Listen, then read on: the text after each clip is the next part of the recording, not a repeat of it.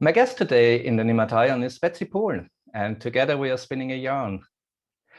Betsy, you're a storyteller, lighting technician. You've worked on Broadway in Hollywood. You're an activist in the communities in Damanhur and Tamara. And when we first met, we did nothing else but to talk about stories. I mean, stories are the shortest distance between two people, so it's a great place to start. Well said. So what has been your favorite story as a child? So when you posed this question to me, I had to go back and try to find my favorite child. And there were triplets that kept just popping up and saying, no, it's me, it's me, it's me, it's me. And so really there were three books that as a child were really seminal in terms of also, I think, my worldview. And as you mentioned, I live in Damanhur, which is a magical community. And I think the through line in all three of these books is in some way magic. Yeah. And so I think probably my first and top favorite is The Velveteen Rabbit. I don't know that one. So The Velveteen Rabbit is the story of a small boy who is gifted a velveteen rabbit, a homemade velveteen rabbit for Christmas one year. And he kind of doesn't pay much attention to it. He's working with the mechanical things and the other, shinier or brighter toys. And the velveteen rabbit has a friend who's the skin horse. And the skin horse tells the rabbit not to worry. And at one point, the little boy has his attachment toy can't be found. And the parents put this velveteen rabbit in bed with him. And from that night on, the velveteen rabbit becomes his most favorite toy and his constant companion, until the boy becomes quite ill with scarlet fever. And at the end of the scarlet fever, they go on holiday and the doctors tell the family they must burn and sanitize everything in the room, which includes the velveteen rabbit. And so the velveteen rabbit thinks back to what the skin horse had said to him. And the skin horse had said to him, you become real when you are so well loved that you'll be seen as real by everyone. And so this little rabbit who sees the other rabbits hopping around and realizes that he can't do this, thinks back on these words about how you become real. It's by being so loved. And the rabbit feels he's been so loved by the boy.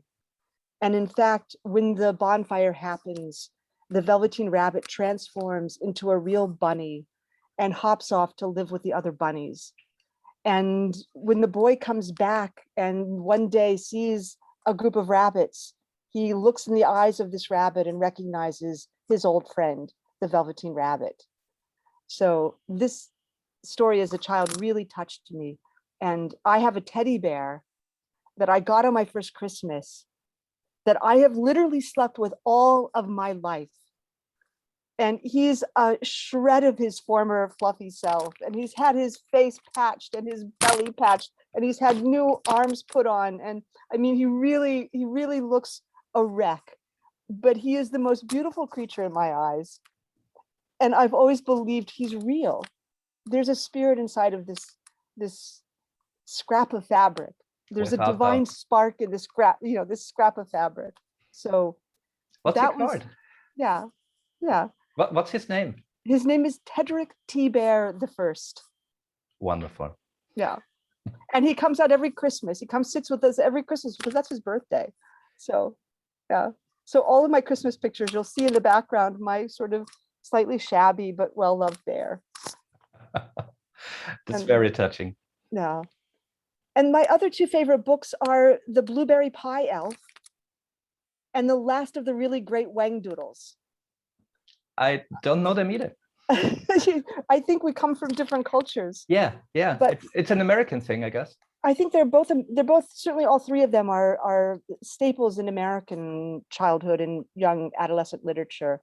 But the Blueberry Pie Elf was, again, a childhood favorite about about an elf who, of course, is invisible to a family, who gorges himself on a beautiful blueberry pie one night and forever waits for the family to make another one. And they make cherry pies, they make apple pies. And finally he decides, okay, he has to try a different kind of pie because clearly there's never going to be another blueberry pie. So he tries the cherry pie. And after he leaves the pie tin, his little feet marks are across the table. And the family realize that they have this little elf. And they had wondered what happened to that blueberry pie that time and realized that he must have loved it. And they make him a new blueberry pie. And he spells out thank you with his little feet with the blueberries. So as a child, my favorite pie was huckleberry pie, which are wild blueberries. So that was close to my heart and stomach, that story.